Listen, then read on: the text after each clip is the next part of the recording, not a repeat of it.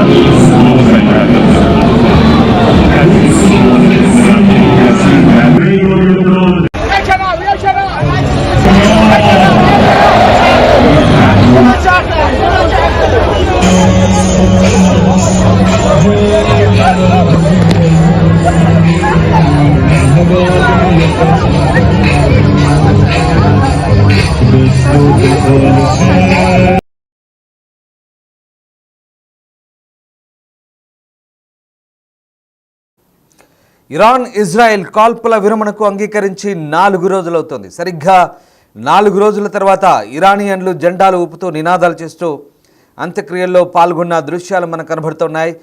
Israel దాడుల్లో మరణించిన సైనిక కమాండర్లు సహా దాదాపు 60 మందికి ఇరాన్లో ప్రభుత్వ అంత్యక్రియలు జరుగుతున్నాయి. రాజధాని తెహ్రాన్లో వేలాది మంది ఈ కార్యక్రమంలో పాల్గొన్నారు.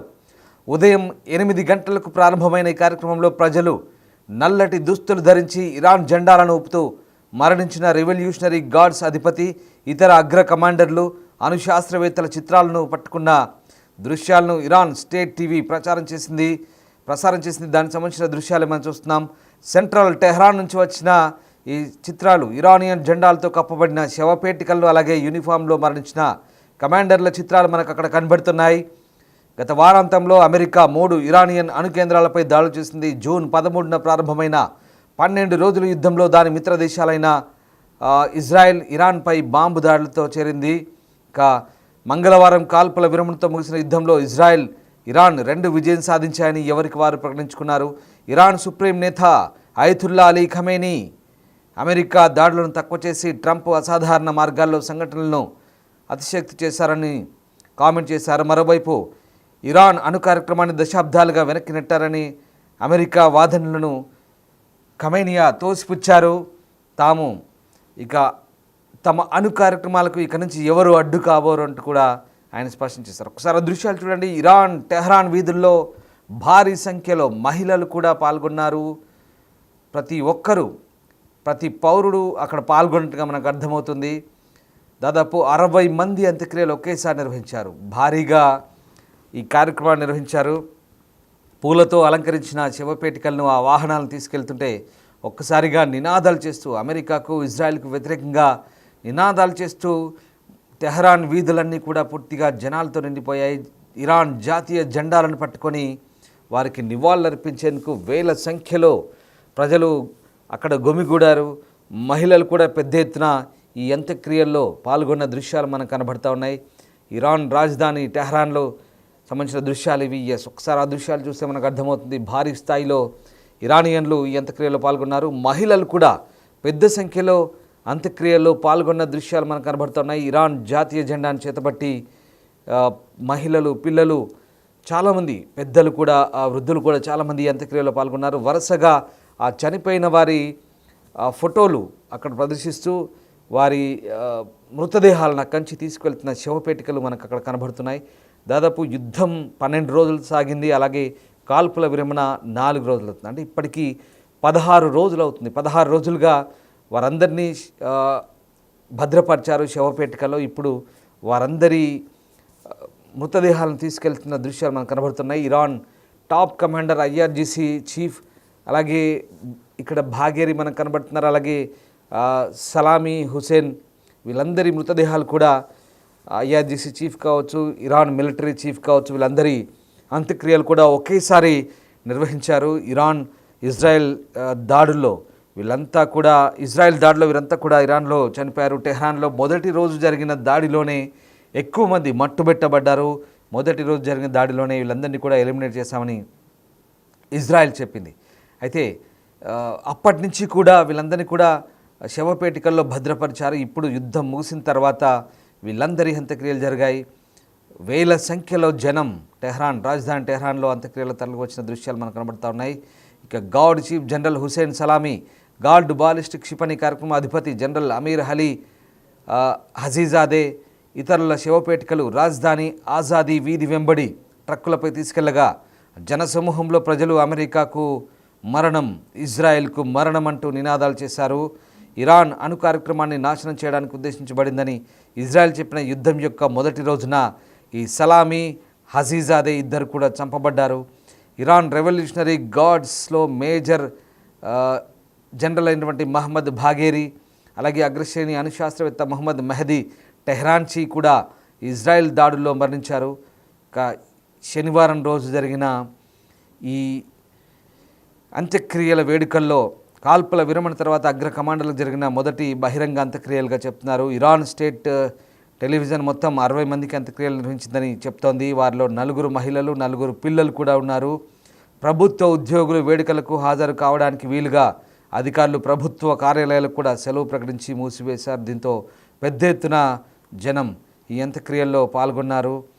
మరోవైపు ఇరాన్ యుద్ధంలో గెలిచిందని వీడియో ప్రసంగంలో పేర్కొన్న ఖమేనియాపై అమెరికా అధ్యక్షుడు డొనాల్డ్ ట్రంప్ తన ట్రూత్ సోషల్ ప్లాట్ఫామ్లో తీవ్ర విమర్శ చేసిన ఒకరోజు తర్వాత ప్రభుత్వం ఈ అంత్యక్రియలు జరుపుతోంది. ట్రంప్ కూడా ఖమేనీని ఉద్దేశించారు. అతను ఎక్కడ ఆశ్రయం పొందాడో ఖచ్చితంగా తెలుసునని, ఇజ్రాయెల్ లేదా అమెరికా సాయుధ దళాలు అతని జీవితాన్ని ముగించనివ్వను అంటూ ఆయన కామెంట్ చేశారు. ఇరాన్ ఆంక్షల తొలగింపుపై తాను ఇటీవలి రోజుల్లో కృషి చేస్తున్నానని, కానీ ఖమేనియా వ్యాఖ్యల తర్వాత దాన్ని విరమించుకున్నానంటూ ట్రంప్ కామెంట్ చేశారు. ట్రంప్ను తిడుతూ ఇరాన్ విదేశాంగ మంత్రి అబ్బాస్ అరాగ్చి ఎక్స్లో అధ్యక్షుడు ట్రంప్ ఒక ఒప్పందాన్ని కోరుకోవడంలో నిజాయితీగా ఉంటే అతను ఇరాన్ సుప్రీం నాయకుడి పట్ల అగౌరవంగా ఆమోదయోగ్యం కాని భాషతో మాట్లాడడం పక్కన పెట్టాలంటూ విమర్శించారు. అయితే ట్రంప్ సోషల్ మీడియా పోస్టులను అరాగ్చి వ్యాఖ్యలు అత్యంత ఊహించిన ప్రతిచర్యగా టెహ్రాన్ నుంచి వెలువడుతున్నాయి. చాలామంది ఇరానియన్ ప్రజలు అతన్ని, అంటే ఖమేనీని ప్రధానంగా మత నాయకుడిగా భావిస్తారు. కానీ రాజ్యాంగం ప్రకారం అతను కేవలం మత నాయకుడే కాదు, రాజకీయ నాయకుడు కూడా, సైనిక నాయకుడు కూడా. కేవలం మతానికి, సైన్యానికి కాదు, అతను దేశానికి అధినేత. ఒక ఖమేనీ ఎదుగుదల కూడా ఇప్పుడు షియా రాజకీయ వేదాంత శాస్త్రంలో అతను ఒక దైవంతో సమానంగా ఇరానియన్లు భావిస్తారు. ఇరాన్లోనే కాదు, ప్రపంచవ్యాప్తంగా అతని మార్గదర్శనం కోసం చూస్తున్న షియాలు కూడా చాలామంది ఉన్నట్టుగా కొంతమంది షియా వర్గీయులు చెప్తుంటారు. సో మొత్తం మీద అంత్యక్రియలకు సంబంధించిన ఈ ప్రసారాల్లో ఇరాన్ సుప్రీం నాయకుడు అయతుల్లా అలీ ఖమేనీ గురించి ఎక్కడా సంకేతాలు కూడా కనిపించలేదు. యుద్ధం ప్రారంభానికి ముందు నుంచి కూడా బహిరంగంగా కనిపించని ఖమేనీ గతంలో అంత్యక్రియ వేడుకలకు ముందు ఈ చనిపోయిన కమాండర్ల శవపేటికలకు ప్రార్థనలు నిర్వహించినట్టుగా మాత్రం చెప్తున్నారు. కానీ ఇప్పటికి కూడా ఖమేనీ బహిరంగంగా ఎక్కడా కనిపించిన దాఖలాలు మనకు కనిపించట్లేదు. ఇప్పటి వరకు కూడా ఈ అంత్యక్రియలు జరుగుతున్నా కూడా Iran supreme leader Ayatollah Ali ఖమేనియా ఎక్కడా మనకు కనిపించిన దాఖలాలు లేవు. ఎప్పుడైతే యుద్ధం ప్రారంభమైందో అప్పుడే ఆయన అండర్ గ్రౌండ్ వెళ్ళిపోయాడు, బంకర్లో తలదాచుకున్నాడు, ఆయన కుటుంబంతో సహా తలదాచుకున్నారు. తర్వాత చిన్న ఎలక్ట్రానిక్ డివైస్ని కూడా ఆయన పక్కన పెట్టట్లని తెలుస్తుంది. ఎందుకంటే ఇప్పటికి కూడా ఇజ్రాయెల్ గూఢాచారులు వెంటాడుతున్నారు, ఆయన చంపేందుకు ఇజ్రాయెల్ అమెరికా స్కెచ్ వేసిందని ఒక భావనలో ఇరాన్ ఉంది. మొన్న కూడా ఒక వీడియో స్టేట్మెంట్ మాత్రమే రిలీజ్ చేశాడు. ఇప్పుడు ఈ 60 మంది అంత్యక్రియలకు కూడా ఖమేనీ ఎక్కడ హాజరు అయినట్టుగా మనకు కనబడట్లేదు. దానికి ముందు ఆ శవపేటికలకు ఆయన ప్రార్థన చేసినట్టుగా అక్కడి కొన్ని వార్తా సంస్థలు అయితే చెప్తున్నాయి. కానీ బహిరంగంగా ఎక్కడా ఖమేనీ మనకు కనబడట్లేదు. సో ఇంకా చావు భయంతో తలదాచుకుంటున్నాడనే వార్తలను వాదనలు అయితే వినిపిస్తున్నాయి. ప్రధానంగా పాశ్చాత్య దేశాల శత్రువుల నుంచి వాళ్ళకు ముప్పు పొంచి ఉందన్న నేపథ్యంలో ఖమేనీని కాపాడుకుంటున్నామని ఇరాన్ చెప్తుంది. సో మొత్తం మీద ఈ అంత్యక్రియలు కూడా ఎక్కడైనా కనపడ్డ దాఖలాలు కూడా కనిపించట్లేదు. సో ఇప్పుడు ఇరాన్ ఈ అంత్యక్రియలు జరిపిన నేపథ్యంలో ఒక్కసారిగా మాటల యుద్ధం అయితే కొనసాగుతుంది. పాశ్చాత్య దేశాలపై ఇరాన్ సంబంధించినటువంటి విదేశాంగ మంత్రి కావచ్చు, ఇరాన్ పాలకులు ముఖ్యంగా అణు విధానంపై కావచ్చు, అలాగే ఈ దాడులకు సంబంధించి ఇప్పటికైతే 12 రోజుల్లో యుద్ధం జరిగింది. 12 రోజుల తర్వాత ఈ 4 రోజులు కాల్పుల విరమణ జరిగింది. 16 రోజుల తర్వాత ఇప్పుడు అంత్యక్రియలు అయితే పూర్తవుతున్నాయి. సో ఈ నేపథ్యంలో ఇజ్రాయెల్ దాదాపు 30 మంది ఇరానియన్ కమాండర్లు, 11 మంది అణు శాస్త్రవేత్తలను చంపిందని చెప్తున్నారు. అలాగే 8 మంది అణు సంబంధిత అలాగే 70 పైగా మౌలిక సదుపాయాల ప్రదేశాలను ధ్వంసం చేసినట్టుగా ఇరాన్ ఇప్పటికైతే ప్రకటించుకుంది. కానీ ఇక్కడ యుద్ధంలో ఎవరికి వారు తామే గెలిచామంటూ స్వయంగా ప్రకటించుకున్న పరిస్థితి, స్వయం విజేతలుగా ప్రకటించుకున్న పరిస్థితి కనబడుతుంది. సో ఆ నేపథ్యంలో ఇక్కడ ఒకటి మాత్రం మనం గుర్తెరగాలి, ఇప్పటి వరకు దాడుల్లో ఇరువైపులా భారీ నష్టం జరిగింది. ఇజ్రాయెల్ చేసిన దాడిలో ఇరాన్లో ఇప్పటివరకు 750 మంది వరకు కూడా చనిపోయినట్టుగా అధికారిక లెక్కలు చెప్తున్నాయి. అంతకు మించి అనధికారికంగా చనిపోయి ఉంటారు. భారీగా ఆస్తి నష్టం కూడా జరిగింది. ఎట్ ద సేమ్ టైం ఇజ్రాయెల్లో కూడా అంతకు మించి ఆస్తి నష్టం జరిగింది. ఇరాన్ కంటే ఎక్కువ ఇజ్రాయెల్లోనే ఆస్తి నష్టం జరిగిందని చెప్తున్నారు. ఎందుకంటే అన్ని స్కై స్క్రాపర్స్, ఆకాశ హార్మ్యాలు, బహుళంతస్తుల మల్టీ స్టోరేడ్ బిల్డింగ్స్ చాలా వరకు కుప్పకూలిపోయినాయి. ఇరాన్ మిసైల్స్ దాడిలో భారీ ఆస్తి నష్టం జరిగింది, కానీ ప్రాణ నష్టం తక్కువ జరిగిందని చెప్తున్నారు. ఎందుకంటే వాళ్ళంతా అలర్ట్ అయ్యారు, సైరన్లతో బంకర్లో తలదాచుకున్న పరిస్థితి. సో కేవలం అక్కడ 25 నుంచి 30 మంది వరకే చనిపోయినట్టుగా చెప్తున్నారు. 10 అనధికారికంగా ఇంకొక 10-20 మంది చనిపోయి ఉండొచ్చు. సో దాన్ని ఖచ్చితంగా అంత ఈజీగా 10-20 అని చెప్పలేం, కానీ అనధికారిక లెక్కలు మనం చెప్పలేం.